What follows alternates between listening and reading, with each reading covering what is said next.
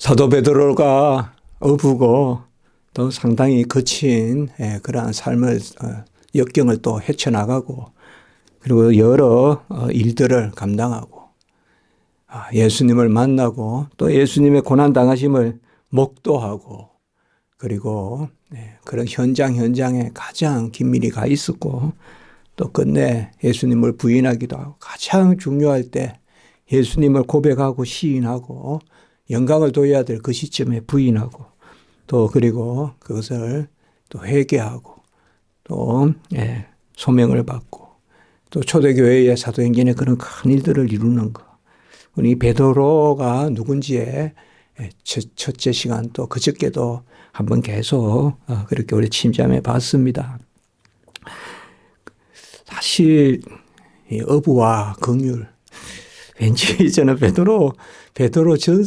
베드로서의 이 긍휼이라는 개념이 이렇게 강하게 들어있다는 게 우리 긍휼이라는 것은 뭔가 여리고 뭔가 어리고 또 약하고 또 그런데 좀 이렇게 어울리는 단어 아니겠습니까? 그런데 백부장이나 또 베드로나 어떻게 보면 이러한 긍휼이나 이런 단어보다는 뭔가 막 거친 어떤 야생적인 그러한 어떤 담대함, 뭐 여호수아 이런 게 어울릴 것 같은데 베드로서의 전체적으로 흐르는 그러한 정서는 긍휼 그리고 오늘 3절 후반부에 산소망 하나님이 우리에게 베푸시는 그 많으신 긍휼 그것이 우리의 사실 유일한 산소망이다.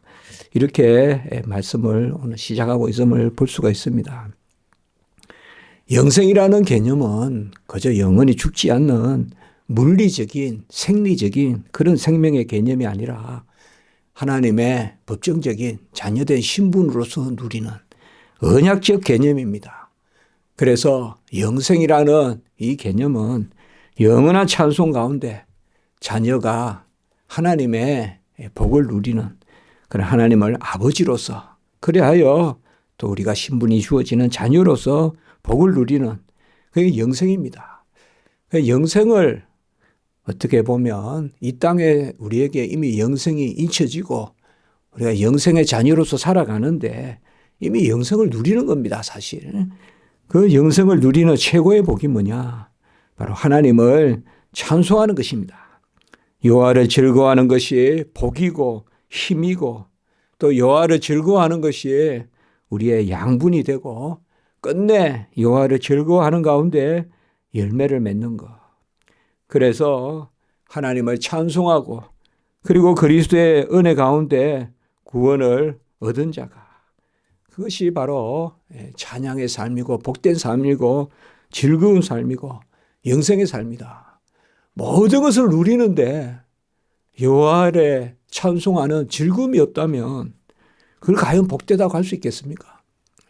이 지상에서 모든 것을 누리는데 예배에 그러한 즐거움이 없다면 복됨이 없다면 은혜가 없다면 그것을 과연 우리가 온전하다 하겠습니까? 오늘 말씀에 우리 주 예수 그리스도 이 전형적인 가장 짧은 그러면서도 모든 게 다 들어있는 신앙 고백이라고도 할 수 있고 또 호칭이라고도 할 수 있고 주 예수 그리스도 가장 중요한 세 단어입니다. 주라는 개념 값을 치르시고 우리를 구원하시는 쿠리오스 주 우리의 주가 되시는 예수는 바로 하나님의 아들이 사람의 아들이 되셔서 자기 백성을 구원하실 자 이름이라.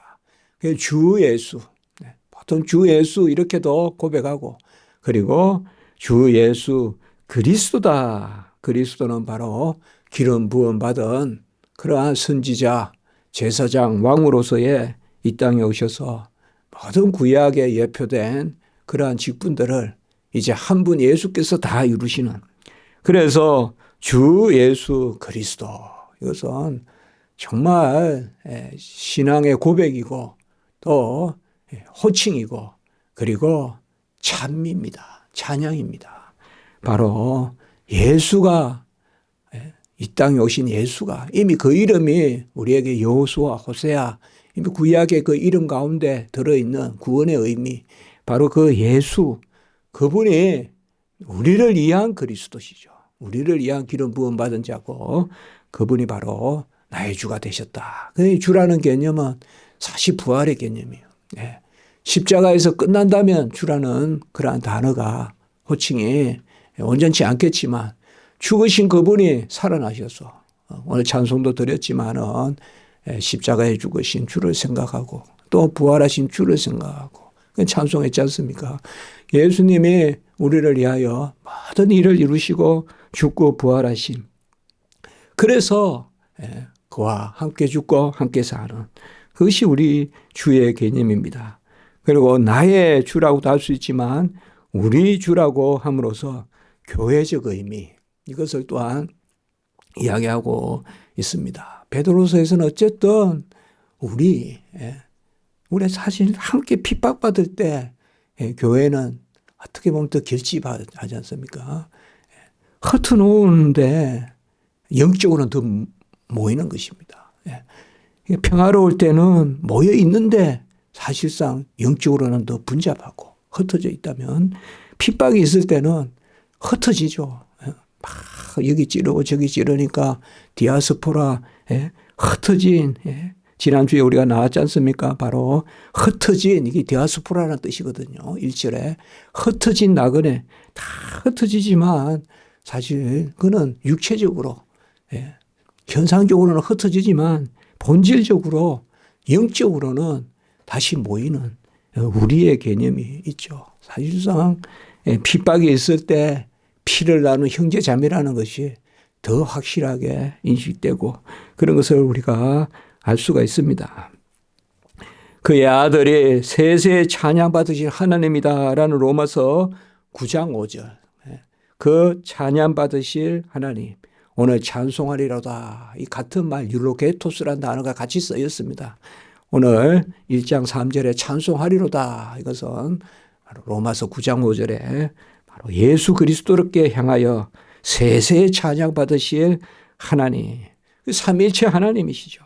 아들도 찬양받으시고 그리고 아버지도 찬양받으시고 우리가 이렇게 예수 그리스도를 고백하고 찬미할 때 그때 우리는 하나님이 누구신가에 대한 정확한 그런 고백으로 나아갑니다. 그러니까 아들을 믿어 아버지를 믿죠. 그래서 오늘 앞부분에 우리 주 예수 그리스도의 아버지 하나님을 찬송하리로다. 이런 표현이 많이 나오진 않습니다. 개념은 나오지만. 그래서 이 베드로전서 1장 3절에 우리 주 예수 그리스도의 아버지 하나님. 이 개념은 사실 이런 것들이 이제 이 베드로가 상당히 베드로서가 심오하다는 개념이거든요. 그래서 혹자는 무슨 어부가 이런 심오한 서신을 썼겠냐. 아니다.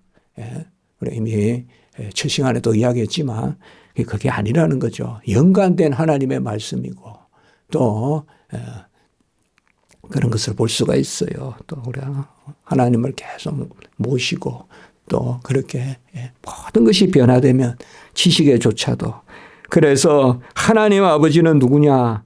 그의 많으신 긍휼대로 예수 그리스도를 죽은 자 가운데 부활하게 하셨다. 이렇게 말씀하고 있습니다.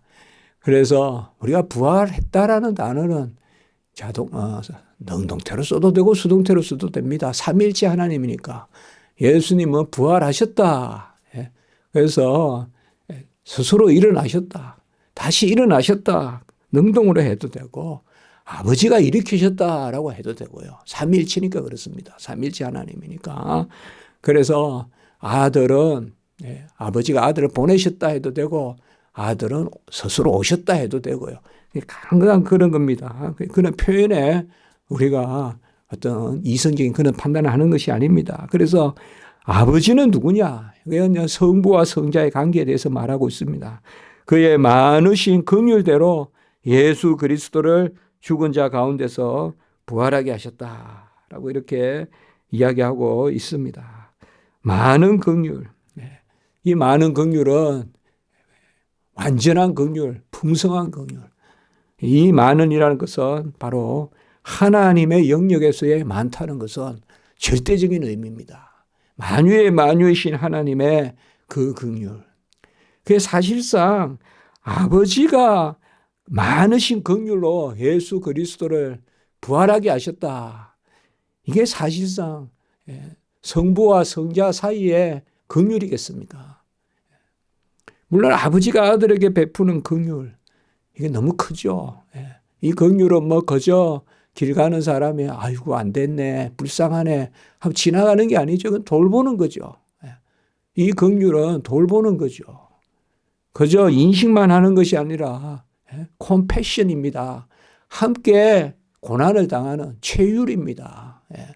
그저 그냥 긍휼이라는 단어가 그 단어입니다. 바로 컴패션.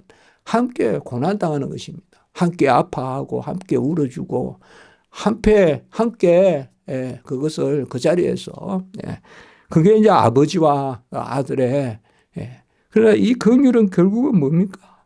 우리를 향하신 긍휼이죠. 우리를 향하신. 아들이 스스로 부족함이 있습니까? 성자가 안전하신 하나님이신데. 그러나 그분이 무엇이 부족해서 긍휼을 받아야 될 대상이 되겠습니까? 아들이 우리의 자리에 서니까 아들은 긍휼을 받으셔야 됩니다. 아들 우리의 자리에 서시니까 세례를 받으시고 기도를 하시는 것이지 않습니까? 성부, 성자, 성령은 서로 기도하지 않습니다. 기도 받으시는 분입니다.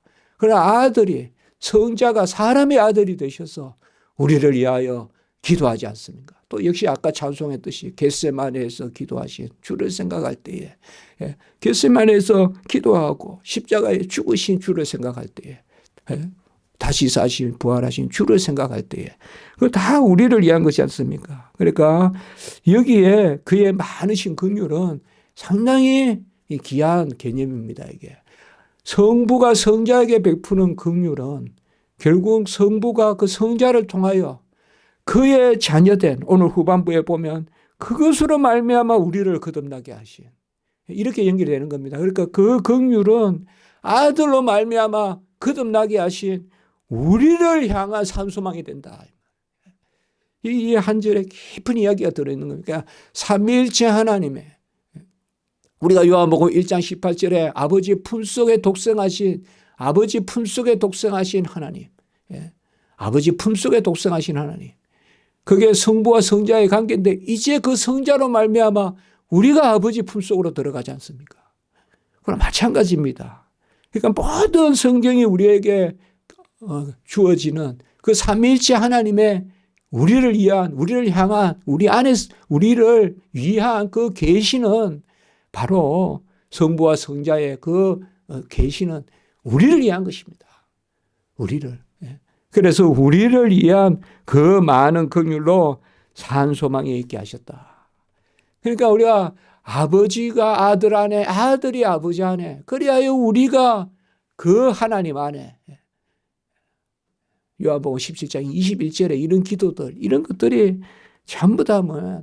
가장 우리가 하나님의 영광에 참여하게 되는 성부와 성자의 그 품속으로 들어가는 삼위일체 하나님의 그겁니다. 그러니까 이건 간절한 것입니다. 이게 간절한 것입니다.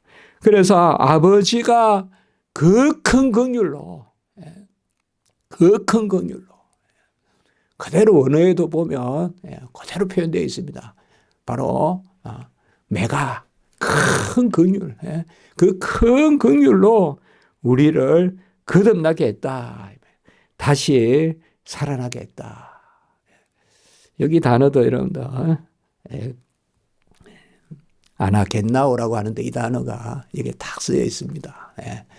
겟나오가 나다는 겁니다. 아나라는 말은 한 번 더 또 온전하게 나다. 그러니까 우리를 거듭나게 하사 산소망이 있게 했다. 그래서 이것은 사실 우리에게 신분을 주시는 것입니다. 우리에게 우리의 존재, 우리에게 그 지위, 자격을 주시는 것입니다. 그러니까 우리가 소망덩어리입니다. 소망덩어리입니다. 그러니까 내 자신이, 거듭난 내 자신이 소망거리입니다. 우리가 기쁨거리고, 우리가 하나님이 우리를 기뻐하시니까 우리는 기쁨거리죠. 우리가 하나님 안에 소망을 두니까 내 자신이 소망거리다. 이거보다 더 큰 긍휼이 어디 있습니까? 가다가 그냥 밥을 하나 주는 것도 귀한 것이죠. 옷을 하나 입히는 것도 귀한 것이죠. 그러나 거듭나게 하신 것인데 예수 그리스도를 죽은 자 가운데서 부활하게 하시는 큰 긍휼을, 그 긍휼은 예수가 왜 사시고 왜 부활하셨습니까? 우리를 위하여 죽으시고 우리를 위하여 부활하셨지 않습니까? 다시 사시고 부활하지 않습니까? 그래서 그 죽은 자 가운데서 부활하게 하시는 그 큰 긍휼을 우리의 것으로 삼아주시는, 그러니까 우리 자신이 늘 위하여 큰 긍휼을 베풀어 주시는 가장 큰 긍휼이 그거 아니겠습니까?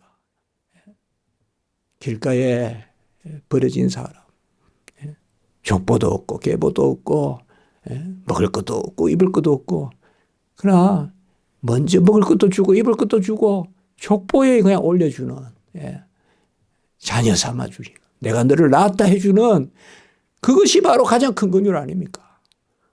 오늘 내가 너를 낳았다. 내가 너를 아노라. 내가 너를 지명하여 불러노라. 너는 내 것이다. 이것이 가장 큰 긍휼 아닙니까? 긍휼이란 단어 많습니다. 자비란 말 단어가 많죠. 그러나 이 세상에 그런 종교도 많고 그런 자선도 많지만 누가 자녀를 삼아줍니까? 누가 성자의 자리, 우리가 성자와 같이 높아진다는 것은 아니고 그가 아들과 함께 우리를 자녀 삼아주시는 그 긍휼. 그래서 우리가 우리 자신으로 소망하는, 그래야 항상 기뻐하고 쉬지 않고 기도하고 범사에 감사하는, 내가 나 자신의 소망이 있어야. 내가 나 자신을 생각하면 사실 당장은 소망거리가 항상 안 될 때도 많잖아요. 어떨 때는 내 일이 걱정거리잖아요. 안 그렇습니까? 나로 말미암아 생긴 일이 다 걱정거리 아닙니까? 뭐 평소에는 괜찮은데 차라도 하나 쿵 부딪히면 내가 걱정거리를 만드는 거 아닙니까? 무슨 내가 소망거리입니까? 내가 소망거리가 아니라 예수 그리스도를 보내셔서 큰 긍휼을 베푸시는 아버지, 그가 우리를 거듭나게 했기 때문에 절대적으로 우리가 소망거리가 되겠죠. 그러니까 우리는 항상 이것에 다시 돌아가야 됩니다. 다 잃어도, 다 핍박을 당해도, 가족이 다 죽고 뭐 욥의 고난 그 이상의 고난 아니겠습니까? 이 초대교회가. 다 로마를 불태워버리는 그런 독재자 언제나 하겠습니까? 그리고 기독교인들에게 다 그것을 그냥 뒤집어 씌우는 그런 상황에 있는데 무슨 인간이 스스로 소망을 가지고 있겠어요. 그러나 나의 나된 것이 소망이다. 사실 나의 나된 것이 소망인데 내가 소망거리인데 그 순간 일순간이라도 내 공로, 내 자질을 삼으면 안 되고 긍휼이 소망거리다 이 말입니다. 나는 내가 소망거리인 이유는 내가 하나님의 긍휼을 받는 대상이니까. 그래서 내가 소망거리입니다. 내가 긍휼의 그릇이니까. 로마서 9장의 표현으로 하면 진노의 그릇이 아니라 내가 하는 일 족족 심판을 받고 판단을 받는다면 그거는 진노의 그릇이에요. 하루다 나여 망하게 되었도다. 그러나 우리는 긍휼의 그릇이란 말입니다. 그러니까 내가 잘나서 아니라 내가 어떤 여건상 소망거리가 있어서가 아니라 그래서 우리 막연히 소망해야 됩니다. 막연히 기뻐해야 돼요. 그게 맞습니다. 그래서 제가 아까 모두 이야기했지 않습니까? 여호와를 즐거워하는 것이 복이고 힘이고 그것이 양분이 되고 그것이 열매를 맺고 이렇게 제가 써봤습니다. 여호와를 즐거워하는 것이. 이건 무조건 즐거움입니다. 이거는. 왜요? 우리에게 절대적으로 주어지는 것이니까. 나로부터 나가는 것이 아니라. 나로부터 나가는 것은 정말 그냥 변덕이 심하고 그냥 아침에 3이라 했다가 저녁에 4라 했다가 조삼모사. 아주 우리는 그냥 세상에서 인간만큼 변덕스러운 존재가 있을까요? 인간만큼 알 수 없는 존재가 있을까요? 다 벌레도 제 길을 가는데 우리는 이리 갔다 저리 갔다. 우리가 무슨 내 마음의 소망거리를 가질 겁니까? 내 의지의 소망거리를 가질 것입니까? 여호와가 우리를 불쌍히 여기신다. 이 불변하는 이거. 그분이 우리를 불쌍히 여기신다는. 그리고 4절에는 그리하여 우리에게 유업을 있게 하신다. 로마서 8장 17절 우리가 자주 나누지만 자녀이면 또한 그리스도와 함께한 상속자니 그와 함께 고난받기 그와 함께 영광을 받기 위해 고난도 받아야지라. 이제 유업이라는 것입니다. 이 유업이라는 것이 로마서 8장 17절에는 바로 그리스도와 함께한 상속자 크레로 노모스라 하고 그 명사형이 바로 크레로 노미아 이라면 헬라어로 유업입니다. 그러니까 상속자가 받는 기업 그것이 바로 유업입니다. 오늘 4절에 유업을 있게 하신다. 썩지 않고 더럽지 않고 새하지 않는다. 이것은 뭘까요? 한 단어로 말하면 하나님께 속한 것입니다. 신령한 것입니다. 육체에 속한 것이 아니고 지상의 것이 아니고 썩지 않고 더럽지 않고 새하지 아니한 것은 긍휼에 속한 것입니다. 거듭난 것입니다. 1절에 긍휼에 속한 것, 거듭난 것. 거듭난 것만이 썩지 않고 더럽지 않고 새하지 않습니다. 거듭난 것만이 영원한 유업입니다. 내가 타고난 것도 있고 내가 성취한 것도 있지만 거듭난 것. 제가 그렇게 설교하지 않았습니까? 우리는 세 단계 생각한다. 세상에는 두 가지만 이야기합니다. 타고난 것, 내가 획득한 것. 1차적, 2차적 이렇게 보지만 우리 기독교인들은 타고난 것도 있고 내가 이룬 것도 있지만 그것보다 더 중요한 것은 거듭난 것입니다. 은혜에 속한 것입니다. 나로부터 나간 것은 영원한 천국의 상급이 될 수가 없습니다. 그러니까 산 것도 은혜고 유업이 다 주어지는 것입니다. 긍휼로 주어지는 것입니다. 그러니 우리는 스스로 교만할 필요도 없고 교만할 수도 없고 스스로 낭망할 필요도 없고 낭망할 수도 없습니다. 낭망할 수도 없습니다. 너는 왜 그렇게 공고하냐? 낭망하느냐? 너의 하나님 여호와를 바라라. 그 긍휼의 하나님. 그래서 썩지 않고 더럽지 않고 새하지 않는 이 세 단어를 다 썼습니다. 형용사 세 단어를 써서 썩지 않고 더럽지 않고 새하지 않은 유업을 써요. 이 3절 4절에 보면 다 긴박합니다. 이게 지금 긴박한데 꽉 채워 넣었어요. 이 베드로서입니다. 이 베드로서의 문체예요. 꽉 채워 넣었어요. 아까 우리 주 예수 그리스도의 아버지 하나님 이렇게 다 이렇게 호칭이 이렇게 나오는 데가 꽉 채워 넣었어요. 그리고 예수 그 그리스도를 큰 긍휼로 죽음에서 부활하게 하신 그 은혜로 우리를 거듭나게 하신 산소망. 이래 다 우리 주의 백성들은 급하면 힘들면 쫙 은혜가 그냥 차트 열리듯이 쫙 열립니다. 은혜가. 은혜의 질서가 쫙 우리 안에 역사합니다. 마치 그런 마음이 들죠. 그래서 저는 베드로서가 항상 읽을 때마다 그 생각을 해요. 어떻게 보면 바울 서신보다 더 그런 면에서 딱 긴밀성이 있어요. 그러니까 베드로서가 짧지만은 그런 긴밀성이 있다. 그래서 썩지 않고 더럽지 않고 새하지 않고 마치 막 강하게 그냥 외치듯이 이 세 단어를 쓰고 그리고 너희를 위하여 하늘에 간직한 것이다. 이것은 바로 천상의 것, 영원한 것, 신령한 것.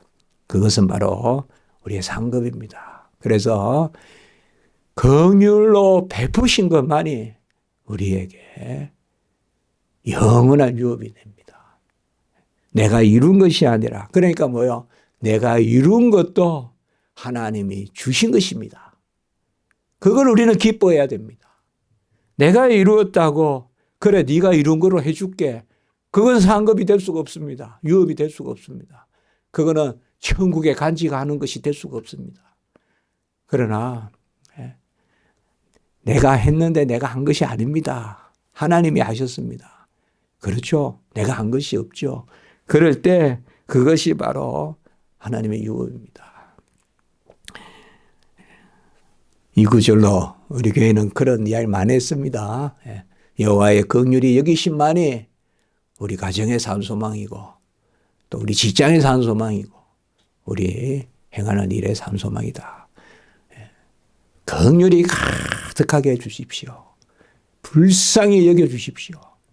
우리는 불쌍히 보이는 존재입니다. 그러니 내가 잘 되면 간혹은 불쌍히 안 보일 수 있잖아요. 그러니까 잘 된다고 너무 그렇게 좋아하지도 말고 또 내가 좀 힘들면 여호와의 불쌍히 여기심을 받잖아요. 비가 추적추적 내리는데 우산을 들고 있지 않다면 하나님이 비를 막아주시지 않겠습니까? 그렇게 보면 모든 것이 그런 생각을 해본 적이 있습니다. 무슨 일이든 그 일로 기도하고 있다면 그 일은 감사한 일이다. 그게 무슨 일이든 그런 것들을 생각합니다. 어쨌든 우리는 긍휼로 가야 됩니다. 긍휼로 가야 돼요. 긍휼이 시작이자 긍휼이 끝이 돼야 됩니다. 기도드리겠습니다. 거룩하고 자비로우신 하나님 아버지, 우리를 긍휼의 그릇으로 삼아주시고 독생자 아들을 친히 보내셔서 죽기까지 복종하게 하심으로 그의 죽으심과 사신 가운데 우리를 향한 큰 긍휼을 베푸셔서 우리가 썩지도 않고 또 아버지여 새하지도 않고 또 더럽혀지지 않는, 그러나 썩지 않고 더럽히지 않고 새하지 않는 그 유업을, 하늘의 유업을 얻게 하시니 감사합니다. 모든 긍휼을 베풀어 주시고 우리를 불쌍히 여겨주시고 우리가 어떤 일을 겪든 당하든 어떤 자리에서든 여호와의 긍휼이 여기심만이 우리의 산 소망이라고, 그리하여 우리가 큰 신령한 소망거리가 되는 그런 은혜를 있게 해 주시옵소서. 오늘 날 우리 모든 십자가지기 성도님들 불쌍히 여겨주시고 그 긍휼의 은혜 가운데 예배드리며 성으로 찬양하며 영광을 올리는 은혜의 역사를 허락하여 주시옵소서. 우리의 하늘 상급이 유업이 넘칠 줄 믿습니다. 주 예수 그리스도의 이름으로 감사하며 기도드리옵나이다. 아멘.